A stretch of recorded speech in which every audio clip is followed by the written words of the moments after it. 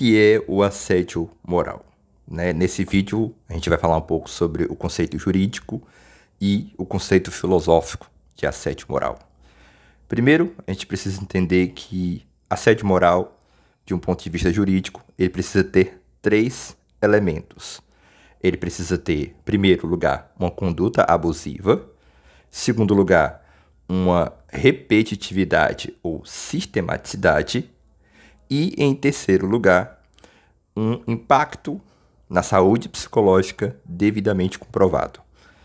Porém, hoje em dia, a jurisprudência tende a dispensar esse terceiro elemento quando se fica muito claro que a conduta abusiva e repetitiva ela é naturalmente capaz de gerar um dano psicológico. Então, mesmo que ele não seja comprovado, ele está colocado no horizonte da condenação do assediador moral.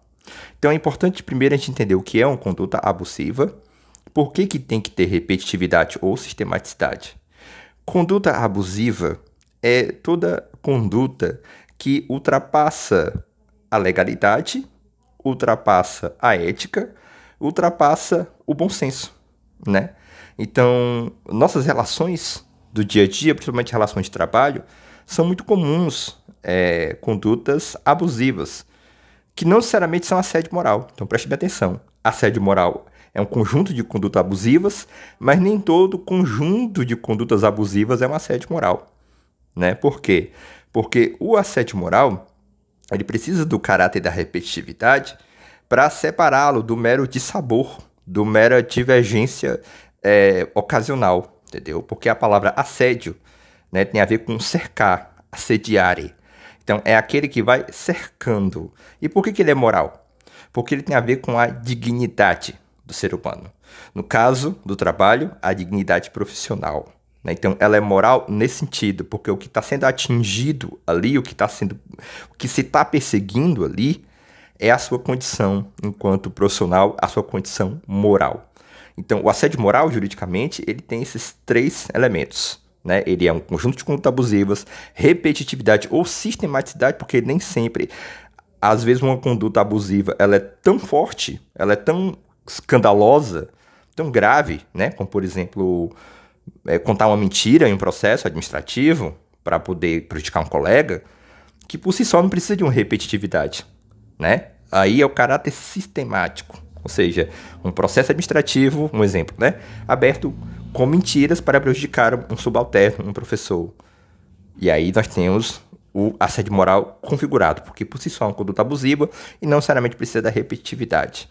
De um ponto de vista filosófico, o assédio moral, ele nasce da incapacidade de suportar a diferença no ambiente de trabalho. E é muito interessante entender isso, porque a diferença, aquele que diverge, aquele que disputa o espaço, aquele que brilha de algum modo, é entendido pelo assediador moral como alguém que vai tomar o lugar dele, como alguém que vai ter mais prestígio que ele.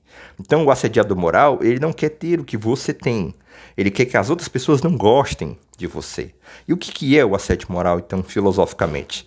Filosoficamente, o assédio moral, ele é essa deslegitimação da dignidade do trabalho, do outro, e o alvo do assediador moral não é, eu acho que isso a gente precisa discutir, já não é necessariamente o bom profissional ou o excelente profissional. Não, muitas vezes esses excelentes profissionais estão alinhados com os assediadores morais, né? Na verdade, o alvo do assediador moral é aquele que encarna um princípio, entende? Principalmente o princípio da integridade ética. Então, se você é um intelectual público, né? Se você é o professor que articula muito bem questões de democracia, né? Se você encarna um princípio ético, ou seja, se você não existe meramente pela vida do mero emprego, mas você encarna um princípio, você é o educador, por exemplo, no caso da educação, você não é um mero professor, você não é uma pessoa que só preenche diário, só cumpre aula, mas você encarna esse princípio, aí você vai ser o alvo da assediador moral. Porque justamente isso, ele não encarou na radicalidade existencial, né, o chamado ético, e ele tem raiva, ele tem inveja de quem encarna esse princípio.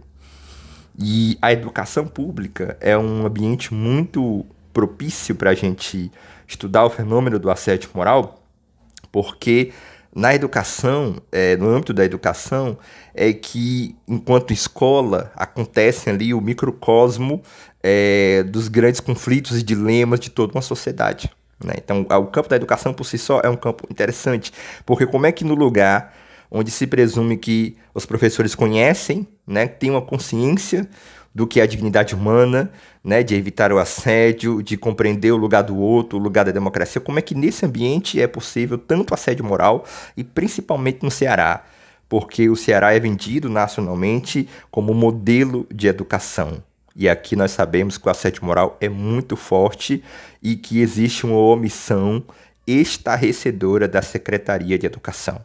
Uma omissão que está sendo documentada, eu estou escrevendo um livro sobre isso, e que eu espero que no futuro, com nossa organização, com a nossa reflexão, com essa coisa de agora tem uma pessoa pensando e discutindo publicamente sobre o assédio moral, que a gente possa mudar essa realidade, porque falar de assédio moral é, sobretudo, falar de adoecimento psiquiátrico, o adoecimento psicológico dos professores, né? O adoecimento das condições mentais do trabalhador da educação. Então, falar de assédio moral é falar de saúde pública, né? Então, vocês acompanhem os vídeos que eu vou fazer daqui pra frente, porque eu vou ficar bem sistemático. A gente vai começar a falar do assédio moral na sua dimensão jurídica, na sua dimensão filosófica, na sua dimensão sociológica, na sua dimensão histórica, na sua dimensão existencial, na batalha também administrativa e judicial, enfim, todas essas nuances do assédio moral a gente vai discutir aqui, que a gente fala até de dimensões metafísicas do assédio moral. Então, acompanhe esse conjunto de vídeos que eu comecei a partir daqui.